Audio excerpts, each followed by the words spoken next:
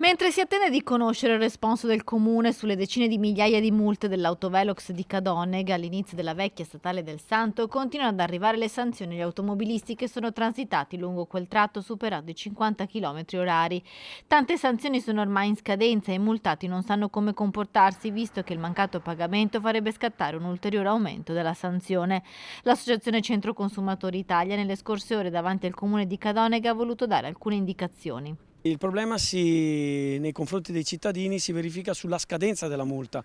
Noi consigliamo intanto di attendere, di non pagare, perché molti multati, qualcuno ha già pagato la multa. Ricordiamo che chi ha pagato in teoria non può più avere i soldi indietro. Vogliamo ricordare che il mese di agosto è un mese di sospensiva giudiziale, cioè le scadenze relative a tutti i termini di presentazione di ricorsi si spostano di 31 giorni, quindi del tempo residuo di agosto. Quindi se uno ha ricevuto il 15 agosto la multa, sa che fino al 31 di agosto non c'è scadenza del termine.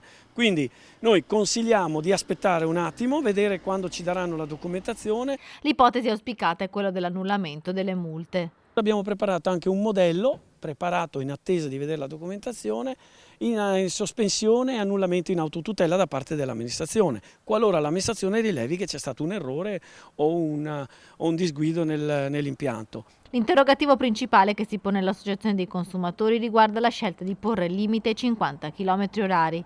È ovvio che essendo la strada di Veneto Strade ci deve essere sicuramente un accordo tra il Comune e la Veneto Strade che abbia determinato l'abbassamento della velocità da 70 a 90 o quello che era, non è ben chiaro, a 50 km all'ora.